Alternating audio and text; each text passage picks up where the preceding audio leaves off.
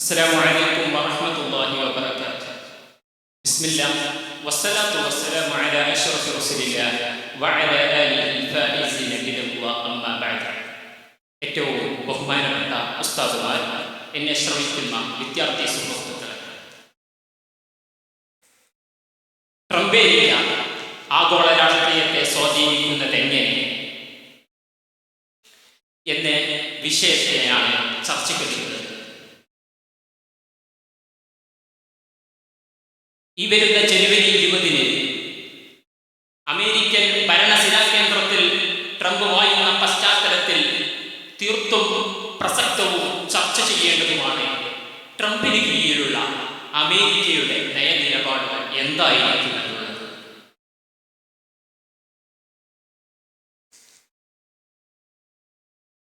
പല വിദഗ്ധരും ട്രംപിനെ കുറിച്ച് പറഞ്ഞു വെക്കുന്നത് ഇങ്ങനെയാണ്: the most impulsive and unpredictable politician in the planet എന്നതാണ്. വളരെ ശീഘ്രകൃതിയിലും അതുപോലെ തന്നെ പ്രവചനാത്മകമായ രീതിയിലുമുള്ള രാഷ്ട്രീയ നീക്കങ്ങൾ നടത്തുന്ന, എന്താണ് ചെയ്യുന്നതെന്ന് പ്രെഡിക്റ്റ് ചെയ്യാൻ സാധിക്കാത്ത രൂപത്തിൽ നടത്തുന്ന രാഷ്ട്രീയ മനുഷ്യ എന്നാണ് ട്രംപിനെ കുറിച്ച് പറഞ്ഞു വെക്കുന്നത്. ഇതിൽ നിന്ന് തന്നെ അമേരിക്കയുടെ ജനുവരി 20-ന് ശേഷം അമേരിക്കയിൽ എന്തായിരിക്കുമെന്നുള്ളതിലേക്കുള്ളൊരു അനിശ്ചിതത്വം നമുക്ക് മനസ്സിലാക്കാൻ സാധിക്കുന്നതാണ്. ഈ ഒരു അനിശ്ചിതത്തെ നാം കൂടുതലായി വായിക്കുകയാണെങ്കിൽ അമേരിക്കയിൽ ട്രംപിന് കീഴിൽ നിലവിൽ വരാൻ പോകുന്ന മിനിസ്ട്രിയെ എടുത്ത് പരിശോധിച്ചു നോക്കിയാൽ നമുക്കിത് വ്യക്തമാണ്. അമേരിക്കയിൽ ട്രംപിന് കീഴിലുള്ള ഗവൺമെന്റിനെ നയിക്കാൻ എല്ലാവിധ ചുക്കാനും പിടിക്കുന്നത് മസ്ക് ആയിരിക്കുമെന്നാണ് മാധ്യമങ്ങൾ സൂചിപ്പിക്കുന്നത്. ആഗോള മാധ്യമ ശൃംഖലയുടെ മുൻപന്തിയിലുള്ള ട്വിറ്റർ അഥവാ എക്സ് എന്ന് പറയുന്ന മാധ്യമ സ്ഥാപനത്തിന്റെ മേധാവി, ആ മാധ്യമ സ്ഥാപനത്തിന്റെ മേധാവിയെ തന്റെ രാഷ്ട്രീയ ചുക്കാൻ നീക്കാനുള്ള ആളാക്കി മാറ്റുന്നതിലൂടെ തന്റെ എല്ലാവിധ ന്യൂനതകളും ആഗോള രാഷ്ട്രീയത്തിൽ നിന്ന് മായ്ച്ചെടുക്കാൻ സാധിക്കുമെന്ന് തന്നെയാണ് ട്രംപ് ലക്ഷ്യം വയ്ക്കുന്നത്. പിന്നീട് ഒരു രാജ്യത്തിന്റെ ഏറ്റവും വളരെയധികം പ്രധാന വകുപ്പായിട്ടുള്ള ആഭ്യന്തരം കൈകാര്യം ചെയ്യാൻ ട്രംപ് നിയോഗിക്കുന്നത് പീറ്റർ ജെയിംസ് ലൂസി എന്ന് പറയുന്ന തീവ്ര വലതുപക്ഷ ഫോക്സ് ന്യൂസ് സ്ഥാപകനായിട്ടുള്ള വ്യക്തിയെയാണ്. അമേരിക്കയിൽ ട്രംപിനെതിരെ നിൽക്കുന്ന പ്രതിപക്ഷ പാർട്ടിയായിട്ടുള്ള ഡെമോക്രാറ്റിക് പാർട്ടികളെ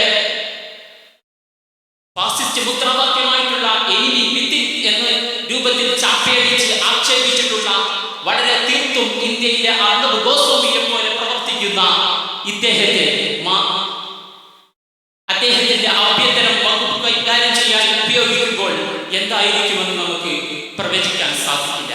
കാരണം എന്ന് പറയുന്നത്, അമേരിക്കൻ ആഭ്യന്തരം എന്ന് പറയുന്നത് ലോകത്തെ മൊത്തം ചുട്ടുചാമ്പലാക്കാൻ ശേഷിയുള്ള, മാരകമായ പ്രഹരശേഷിയുള്ള എല്ലാവിധ സജ്ജീകരണങ്ങളുടെയും കാലകളയാവുന്ന പെന്റഗന്റെ ചാവിയാണ് ഇദ്ദേഹത്തെ ഏൽപ്പിക്കാൻ പോകുന്നത്.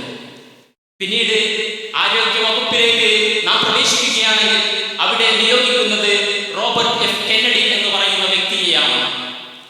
നമുക്കറിയാം, ഇന്ത്യൻ പശ്ചാത്തലത്തിൽ മോഹനൻ വൈദ്യരെ, അതുപോലെ തന്നെ ഒട്ടും സയന്റിഫിക് അല്ലാത്ത രൂപത്തിൽ തന്റേതായ രൂപത്തിൽ ചികിത്സാ സംവിധാനങ്ങൾ വിളിച്ചു പറയുകയും അതിലൂടെ വിവാദപരമായിട്ടുള്ള മുന്നേറ്റം നടത്തുകയും ചെയ്തിട്ടുള്ള വ്യക്തിയാണ് ഈ റോബർട്ട് എഫ് കെന്നഡി എന്ന് പറയുന്നത്. ഇങ്ങനെ തുടങ്ങി അദ്ദേഹം നിയമിക്കുന്ന മിനിസ്റ്റീരിയലുകളുടെ പ്രൊഫൈൽ എടുത്ത് പരിശോധിച്ച് നോക്കുമ്പോൾ എന്തായിരിക്കും ജനുവരി 20-ന് ശേഷം അമേരിക്കയുടെ നയം എന്ന് നമുക്ക് പ്രവചിക്കാൻ സാധിക്കില്ല. ആ ഒരു രൂപത്തിലാണ് അദ്ദേഹത്തിന്റെ മിനിസ്റ്റീരിയൽ ഉള്ളത്. 2017 ജനുവരി 20-ന് ആദ്യമായി ട്രംപ് അധികാരത്തിലേറിയത് ഏറിയതിന്റെ ഒരാഴ്ചക്കുള്ളിലാണ് 7 രാജ്യങ്ങളിൽ നിന്നുള്ള യാത്രാ വിലക്ക് ട്രംപ് ഏർപ്പെടുത്തിയിട്ടുള്ളത്. പിന്നീട് അത് 14 രാജ്യങ്ങളിലേക്കായി വ്യാപിപ്പിക്കുകയായിരുന്നു. ഇങ്ങനെ തുടങ്ങി പെട്ടെന്ന് തീരുമാനങ്ങൾ എടുക്കുന്ന ട്രംപിനെയാണ് നമുക്ക് കാണാൻ സാധിക്കുന്നത്. അതുകൊണ്ട് തന്നെയാണ് അമേരിക്കയിലെ യൂണിവേഴ്സിറ്റിയിൽ പലരും ഇപ്പോൾ തന്നെ വിദേശത്ത് പഠിച്ചുകൊണ്ടിരിക്കുന്ന അമേരിക്കൻ വിദ്യാർത്ഥികൾ അവരുടെ പഠനം നിർത്തിവെച്ചുകൊണ്ട് അമേരിക്കയിലേക്ക് തിരികെ ജനുവരി 20-ന് മുമ്പായിട്ട് തിരികെ വന്നുകൊണ്ട് അവരുടെ പഠനം ഇവിടെ ആരംഭിക്കുകയോ തുടരുകയോ ചെയ്യണമെന്നുള്ള അഡ്വൈസറി